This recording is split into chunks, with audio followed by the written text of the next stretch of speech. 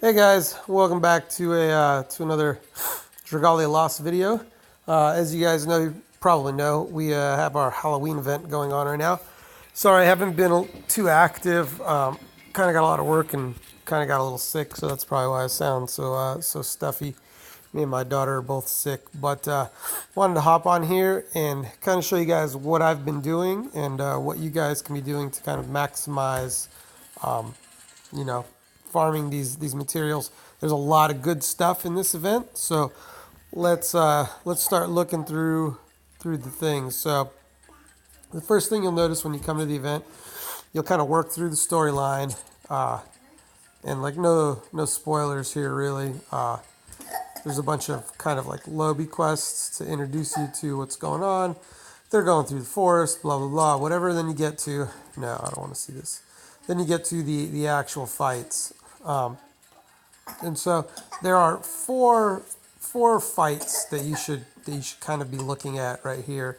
The first one is the Squashed Pumpkin King, and that's going to be your basic Snack-o'-lantern farm area. You okay, baby girl? Okay. Then you're going to do this daily battle, these nightly haunts. These are really good. Do these, on cooldown. I did mine right at server up when the thing came up. It gives you a hefty ton of materials. Let's see what you can win from this one.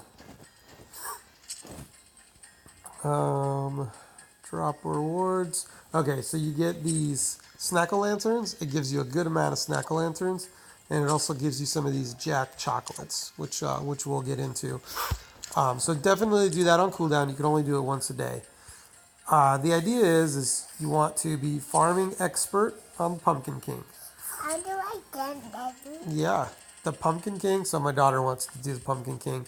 The Pumpkin King drops Snack-o'-lanterns and Jack chocolates. I want to do it again, Daddy. Okay, shh. And then what you do is once you collect all those Snack-o'-lanterns, you kind of want to focus on farming Snack-o'-lanterns, and you're going to use that to upgrade your building. So you can see right up here, this is my current little building. It's at level 27. It's currently building to level 28. I need to farm 1,900 more Snack-o'-lanterns. What this will do is this will give your whole team 150% strength, or depending on how you read it, 150% extra damage in the trick-or-treat quests. Now, the final culmination is this challenge battle, Halloween Horrors, and this is kind of like the Avenue to Power raid. There's waves, and the final wave is the jack-o'-lantern, like kind of pumpkin boss. So you've probably fought a bunch of pumpkin bosses until then, so you know how to handle him. The problem is you usually only have like a minute to do him, and you're in a full team of AI because you're not allowed to use co-op on this. So you're going to need quite a lot of DPS. I'll show you guys my team that I'm using. I've managed to clear it, but you don't get snack-o'-lanterns for this fight. For this fight, you get treats. You get a ton of treats. I think the base reward for the trick-or-treats is 7K, and you get all your multiples or bonuses on top of that, or 6K or something. And you get these things, the candy baskets. The candy baskets and these Jack chocolates are what you're going to use to get kind of the premium rewards in the game, plus the scale, like kind of list scaling rewards. So first we'll look at what you can win. You go to your treasure trade. You can trade in Jack chocolates for plunder pals, and this will help with your farming. All of these buffs stack. This Snack-o'-lantern buff. So if you put 4 of these cards on your dudes, you'll get 100% Snack-o'-lantern drop rate. Oh, you got the hand. Good job. You'll also get 25% trick or treat. So this card, this worm print, is actually really good kind of across the board. You get your Knight's Testaments, which you use to unlock mana circles on 4-star characters. And then here you go, Twinkling Sand.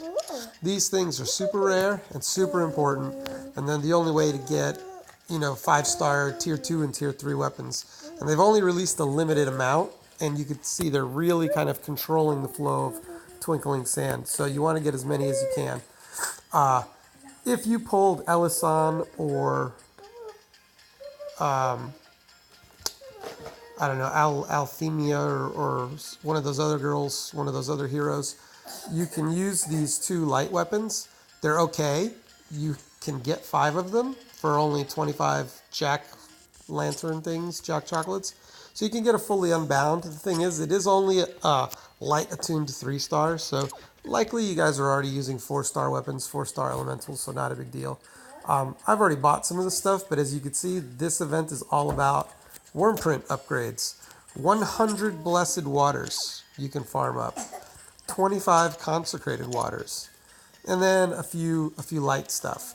I'm going to get those, towards the end, but I'm going to focus my candies on getting this Twinkling Sand.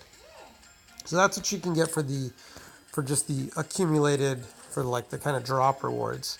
Now, whenever you do any of these missions, you get trick or treats. And each mission has a base amount of trick or treats, and you get a bonus at the end of the mission. I'll show you guys based on like achievements inside the mission. That challenge gives the most amount of trick or treats. You don't really want to farm trick or treats until you can very easily do the challenge. And so what you'll see is all of these. Go to the zoo. Okay, we go to the zoo. We're going to go to the zoo in November, okay? Okay. So these are the rewards. You can see early on you get a lot of consecrated water, Knight's Testament, consecrated water, lots of mana, 33,000, consecrated water. And as you get into the higher tiers, this is 200,000 trick-or-treats, 230,000 trick-or-treats. Oh, boom, Champion's Testament for 250. That's how you unlock the 5th mana tier, mana circle on your 5-star characters.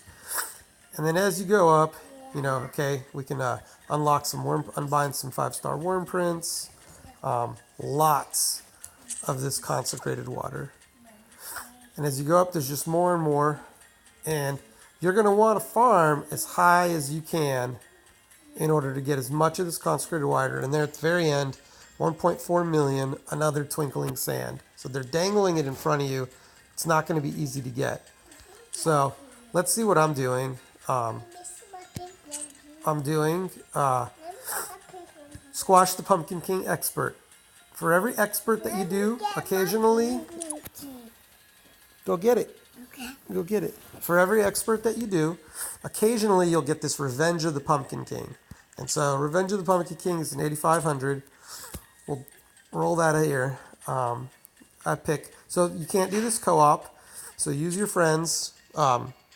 Definitely use the skills. I'm running an all-light team. We got Elisan lead, and she's the only one that's not running an event worm print because I need her to do damage. And we're running Plunder Pals, and the other witches things. So we're just trying to get as many Snackle Lanterns as we can. Once we get our house leveled up, once we get to this, so you see Trick or Treats plus 50, Snackle Lanterns 25, and all these things stack.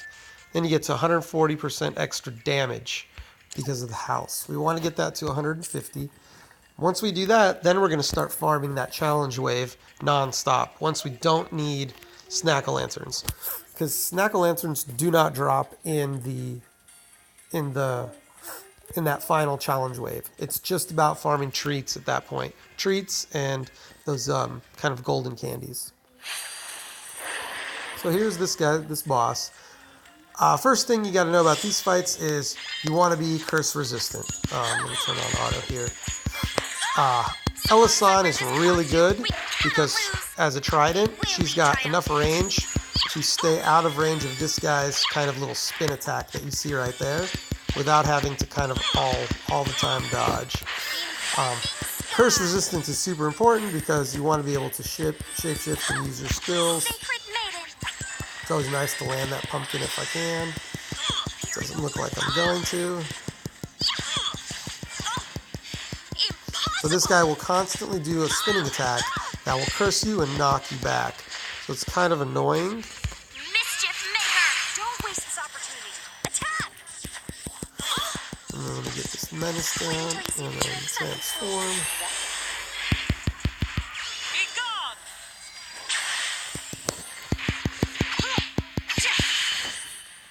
So that's how you you kind of want to set up your team. Curse resist, light, put a healer in there. It's not super necessary. One of the achievements is to not get hit at all, and you'll see how the trick-or-treats work. Costume really So turned the this tide. mission has a base of, I believe, 1,500 or 1,000. And depending on how many achievements you get at the end, plus the bonus that you get from your cards, you'll get a certain amount of trick-or-treats per level. However, these pumpkin fights aren't really great for farming trick-or-treats. You can't get this one. So this one, notice how this one drops 120 plus I get an extra 60 snack-o-lanterns. So I'm getting 180 snack-o-lanterns.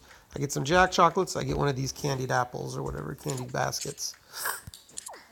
Now, this guy, he gives you a good amount of trick-or-treats, but you have to farm the expert in order to get this fight to drop.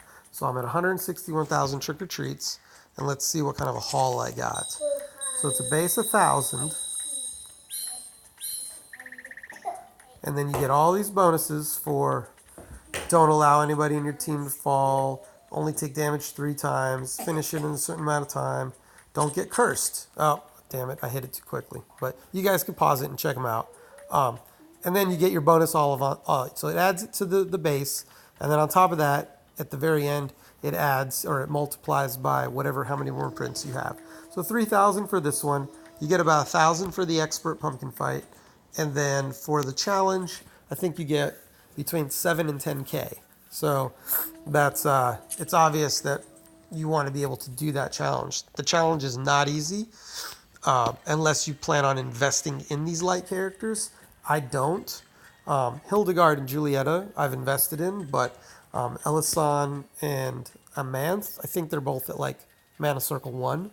I'm not trying to spend mats to to level them up, sorry. Although Elisan is really good, and I might make her my Zodiark farming character. But anyway, guys, get those Twilight Sands or Twinkling Sands and farm it up. Get your house, get your little building. I'll take a gander at mine and see if I have enough to level him up. But I mean, the building's cool. The building will also, it gave me enough to pop me up over 400 facility. You notice I'm sitting at 414. It's a lot of just cheap building upgrades. You know, I'm going up to 28. I don't know how many snack-o-lanterns I have. Will it even show up here? 594. So I need 900 to get to my my next thing. And this I've already gotten 2 Twinkling Sands from this event. So pretty happy with this event. It's a good event. It's not. I want to say it's a little bit harder because you can't co-op your way through it. But I think a lot of the good rewards, I think there are better rewards in this event than there were in the raid. And so, especially like to the tune of, I think 350 consecrated waters or something like that. So this is definitely a good event. Farm it up.